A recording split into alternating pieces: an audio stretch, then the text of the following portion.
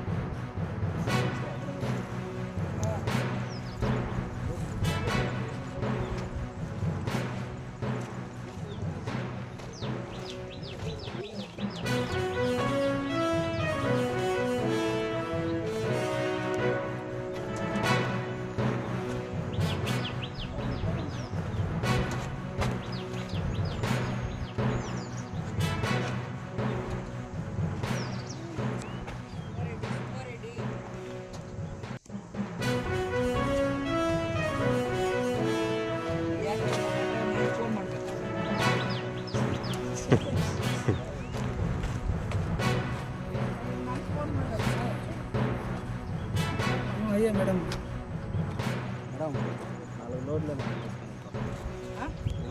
ಭಾರತೀಯ ಜನತಾ ಪಕ್ಷ ಅಧಿಕಾರಕ್ಕೆ ಬಂದಿದೆ. ಎಲ್ಲಾ ಪಾರ್ಟಿನಲ್ಲಿ ದಿನೇ ದಿನೇ ವರ್ಚಸ್ಸು ಕುಗ್ತಾ ಇರುತ್ತೆ. ಇವತ್ತು ನಮ್ಮ ಮೋದಿ ನರೇಂದ್ರ ಮೋದಿ ಅವ್ರ ವರ್ಚಸ್ಸು 12 ವರ್ಷ ಆಗಿದೆ ಅವ್ರ ಅಧಿಕಾರಕ್ಕೆ ಬಂದು, ಆದ್ರೆ ಕೂಡ ಅವ್ರದ್ದು ಹೆಚ್ಚುತ್ತಾ ಇದೆ. ಇವತ್ತು ನೀವು ನೋಡ್ಬೋದು ವೆಸ್ಟ್ ಬೆಂಗಾಲ್ ಅಲ್ಲಿ ನಮ್ಮ ಫಸ್ಟ್ ಟೈಮ್ ಮೊನ್ನೆ ಮಮತಾ ಬ್ಯಾನರ್ಜಿ ಗೆದ್ದಾಗ ಹಿಂಸಾಚಾರ ಮಾಡಿ ನಮ್ಮ 60 ಜನ ಹಿಂದೂ ಯುವಕರನ್ನ ಅಲ್ಲಿ ಕೊಂದಿರ್ತಾರೆ, ಅದೇ ಹತ್ಯೆ ಮಾಡಿರ್ತಾರೆ.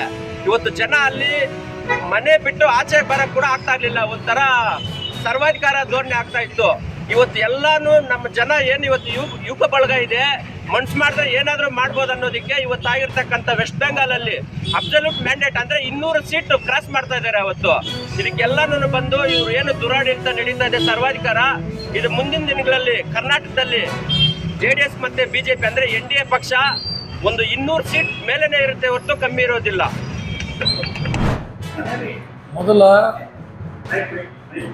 ಮೊದಲ ಉಗ್ರಪ್ಪ ಅಂತೇಳಿ MLC ಅವರು MP ಆಗಿ ಕೇಂದ್ರಕ್ಕೆ ಹೋದ ಮೇಲೆ 1 ವರ್ಷ ಬಾಕಿ ಉಳಿದಿತ್ತು. ಆ 1 ವರ್ಷ ಸಲುವಾಗಿ ನಾನು ರಾಜ್ಯಪಾಲರಿಂದ ನಾಮನಿರ್ದೇಶನ, ಸರ್ಕಾರದ ಶಿಫಾರಸು ಮೇರೆಗೆ ರಾಜ್ಯಪಾಲದ ನಾಮನಿರ್ದೇಶನ ಆಗಿ 1 ವರ್ಷ ಸಲುವಾಗಿ ಆಯ್ಕೆಗೊಂಡಿದ್ದೆ. ಆವಾಗ 10 ಕೆಲಸಗಳು ಸಮಾಜದ ಬಗ್ಗೆ, ಪಕ್ಷದ ಬಗ್ಗೆ ಪ್ರಾಮಾಣಿಕವಾಗಿ ಕೆಲಸ ಮಾಡೋದ್ರಿಂದ ಡಾಕ್ಟರ್ ಮಲ್ಲಿಕಾರ್ಜುನ ಖರ್ಗೆರವರು 2ನೇ ಸಲ ನನಗೆ 3 ವರ್ಷಗಳ ಅವಧಿಗಾಗಿ ಶಂಕರ್ ಎಂಬವರಿಂದ ತೆರವಾದಂಥ ಸ್ಥಾನಕ್ಕೆ 3 ವರ್ಷಗಳ ಅವಧಿಗಾಗಿ ನನಗೆ MLC ಮಾಡಿದರು. ನನಗೆ 3 ವರ್ಷ, ಜಗದೀಶ್ ಶೆಟ್ಟರ್ಗೆ 5 ವರ್ಷ, ಬೋಸರಾಜಿಗೆ 1 ವರ್ಷ, ಅವೆಲ್ಲ ತೆರವಾದ ಸ್ಥಾನಗಳಿದ್ದವು. 3 ವರ್ಷನೂ ಕೂಡ ಭಾಳ ಪ್ರಾಮಾಣಿಕವಾಗಿ ಕೆಲಸ ಮಾಡಿದ್ದೀನಿ. ನಿಮ್ಮೆಲ್ಲರ ಪ್ರೀತಿ ವಿಶ್ವಾಸ ಗಳಿಸ್ತಕ್ಕಂಥ ರೀತಿಯಲ್ಲಿ ಪತ್ರಿಕೆಯಲ್ಲಿ ಕೂಡ ನೀವೆಲ್ಲ ಒಳ್ಳೆಯ ಒಂದು ರೀತಿಯಿಂದ ನನ್ನ ವಿಚಾರಗಳು ಸದನದಲ್ಲಿ ಮಾತಾಡ್ತಕ್ಕಂಥದ್ದು ಪ್ರತಿಯೊಂದು ಅಂಬೇರ ಚೌಡ ಮೂರ್ತಿ ಸ್ಥಾಪನೆ ಮಾಡೋದಿರ್ಬೋದು, ಗುಲ್ಬರ್ಗ ನಗರದಲ್ಲಿ 100 ಕೋಟಿ ಕೊಟ್ಟರೆ ಸಿಗಲ್ಲ ಅಂಥ ಜಾಗ ನಮಗೆ ಸರ್ಕಾರದಿಂದ ಕ್ಯಾಬಿನೆಟ್ ನಿರ್ಣಯ ಮಾಡಿ ಕೊಟ್ಟಿದ್ದಾರೆ. ಬಾಬು ಜಗಜೀವನ್ ರಾಮ್ನವರ ಮೂರ್ತಿ, ಮಹಾತ್ಮ ಗಾಂಧಿಯವರ ಪಕ್ಕ ನಮ್ಮದು ಈಗಾಗಲೇ ಸ್ಥಳವನ್ನು ಕೊಟ್ಟಿದ್ದಾರೆ. ಇವತ್ತು 4 ಗಂಟೆಗೆ ನಾವು ಮತ್ತು ಕಮಿಷನರ್ ಎಲ್ಲ ಕೂಡಿ ಆ ಕೆಲಸದ ಶುರು ಮಾಡ್ತಕ್ಕಂಥದ್ದು. ಆಮೇಲೆ ಬೆಂಗಳೂರಿನಲ್ಲಿ ವಿಧಾನಸೌಧ ಮುಂದೆ ಕೂಡ ಅಂಬೇಡ್ಕರ್ ಮೂರ್ತಿ ಸ್ಥಾಪನೆ ಮಾಡೋದು ಕೂಡ ಪ್ರಗತಿ ಹಂತದಲ್ಲಾಗಿ ಸ್ಥಳವನ್ನು ಕೂಡ ಶಿವರಾಜ್ ತಂಗಡಿಯವರು ಮಾನ್ಯ ಮಂತ್ರಿಗಳು ಕೂಡ ಗುರುತಿಸಿದ್ದಾರೆ.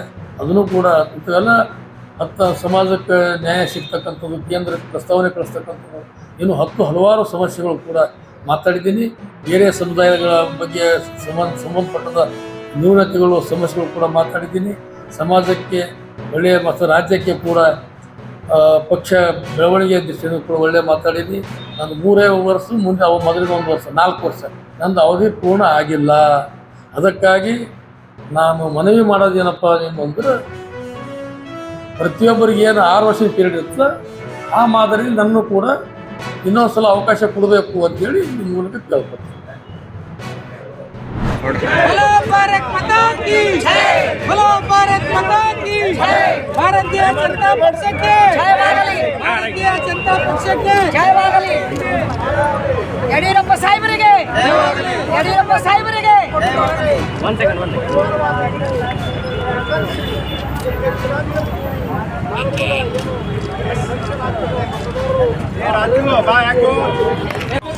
ನವೀನ್ ಅವರಿಗೆ BS ಯಡಿಯೂರಪ್ಪ ಅವರಿಗೆ BS ಯಡಿಯೂರಪ್ಪಜಿ ಅವರಿಗೆ ರಾಜ್ಯಾಧ್ಯಕ್ಷ ಬಿ ವಿಜೇಂದ್ರ ಅವರಿಗೆ ರಾಜ್ಯಾಧ್ಯಕ್ಷ ಬಿ ವಿಜೇಂದ್ರ ಅವರಿಗೆ बोलो भारत माता की जय, बोलो भारत माता की जय.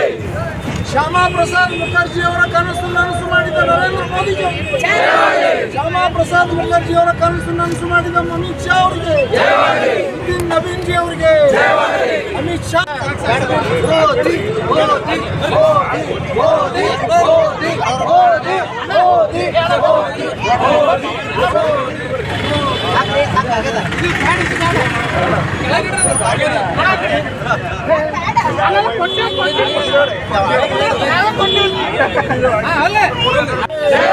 ವಿಜೇಂದ್ರ ಅಣ್ಣ ಅವರಿಗೆ ಪಶ್ಚಿಮ ಬಂಗಾಳ ಜನತೆಗೆ ತಾವೆಲ್ಲ ಇಲ್ಲಿವರೆಗೆ ಸುದ್ದಿಗಳನ್ನು ನೋಡಿದಿರಿ, ಜೊತೆಗೆ ವಿಶೇಷ ಘಟನೆಗಳನ್ನು ಸಹ ನೋಡಿದಿರಿ. ಅದು ನಿಮ್ಗೇನು ಅನ್ನಿಸ್ತು? ನಿಮಗೆ ಲೈಕ್ ಮಾಡಿರಿ, ಶೇರ್ ಮಾಡಿರಿ, ಕಾಮೆಂಟ್ ಮಾಡಿರಿ, ಜೊತೆಗೆ ಸಬ್ಸ್ಕ್ರೈಬ್ ಮುಗಿಸ್ಬೇಡ್ರಿ. H16 ನ್ಯೂಸ್ ಅರ್ಥಾತ್ ಸಿದ್ದರಾಮಯ್ಯ ಸತ್ಯದ ಕೈಗೊಂಡು ವಂದನೆಗಳು.